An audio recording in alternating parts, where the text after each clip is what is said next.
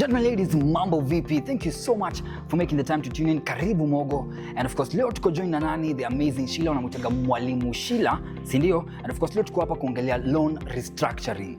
Sheila, karibu. Asante sana. Mambo namna gani? Fine, thank you. Maybe tunaweza anza pale from the start, from the beginning.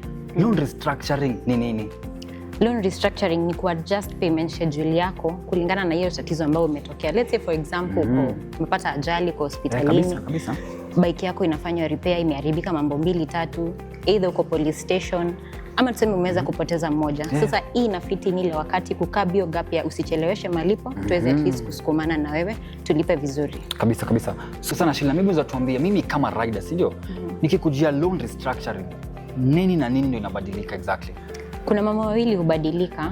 Moja ni hiyo duration yenye ulikuwa umepatiwa, yani tunaita repayment term yako, na pia kuna amount. Acha tunitumie kama mfano. Kabisa.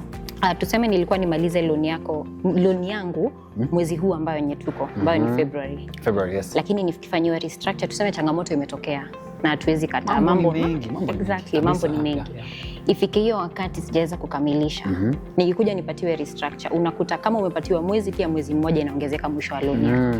The same to amount, kwa sababu pia ukikumbuka unapomaliza mwezi wa pili, so ndio ulipe pia mwezi wa tatu, siku na additional payment yenye unalipia. Kabisa. So mambo hayo mawili ndio ubadilika kwa loan yako.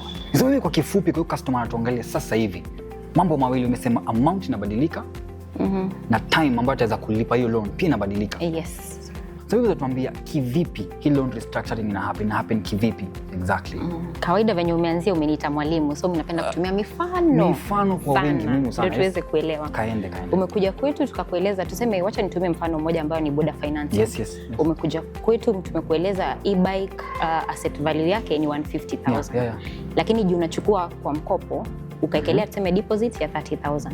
Kiwango ambacho kimesalia ni 120,000. Hiyo 120 ndio ina calculatiwa interest. Okay. So tuseme for example umelipa hiyo 120, tuseme imefika umebakisha 60. Hiyo ndio hiyo value yenye haujaweza kulipia principal ambayo imebakia hiyo wakati.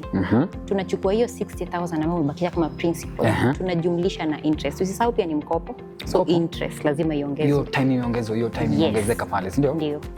So utajumlisha hiyo 60,000 na hiyo interest ambayo imesalia kwa hiyo agreement ulipewa ya kwanza, na hiyo ndio itatumika kama starting principal kwa hiyo agreement ya pili ambayo utaweza kupatiwa. Hivyo ndio watu tunafanya restructure. Nakupata sana. So maybe unaweza tuambia loan restructuring inaweza happen anytime ama kuna specific times labda mnakubalia loan restructuring ifanyike? Kwanza kabisa loan restructure ni expensive. So si ati tunakubalia ile wakati unaweza kulipa vizuri, malizia mkopo wako, usichukue restructure. Lakini ile wakati tuseme changamoto kama uko hospitali haufanyi kazi, tuseme venye polisi bike yako iko police station, huwezi endelea. Umefiwa pia. Hiyo ni changamoto ambayo inatokea. Si venye tu tulianza tukisema mambo ni mingi sana, wewe ndio utakuja tueleze, lakini lazima utuprovide documentation kuthibitisha mambo ambayo unatueleza. Lazima upate confirmation. Lazima. Hatuwezi kuja tu tunasema hivi, lakini documentation lazima tunaweza kuangalia upande wetu.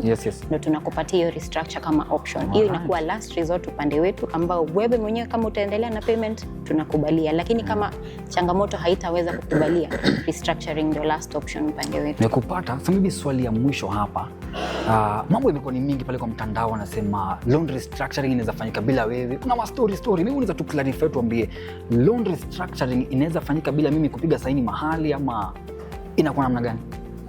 Ni kweli umeguza mtandao, kwa sababu mtandao ni mengi huku nje. Kwanza kabisa ni uongo. Yes. Nini ni uongo? Loan restructuring haiwezi fanyika bila idhini yako kama mteja. Either kama ni digitally lazima utaconfirm ID, na pia tutakutumia payment schedule ambayo lazima utie sahihi. Kama uko kwa branch utapatiwa the physical copy ambayo lazima utie sahihi. Kwa sababu mimi ndo nataka hiyo loan restructuring, nataka muongeze mpaka muda fulani, si ndio? So lazima nitie sahihi kuhakikisha kwamba hiyo mmenipatia structure, mmenipatia mpya na itikia. Ndio. Hata ikiwa digitally, most of the time ukifanywa hiyo restructuring unaambiwa kwa simu, hii ndo payment ambayo utakuwa unalipa, hii ndo amount utakuwa unalipa kwa wiki, unaeleza mbia wiki ambayo zimeongezeka, na at least unaona kila kitu kuhusiana na loan yako. Ukipatiana idhini, unaweka code yetu ambayo ni 695#, una confirm ID yako na tunaweza kufanya restructure. Mwalimu Sheila. Tari sana. Guys, kama mmesikia pale hivyo, elewa mkopo wako na Mogo.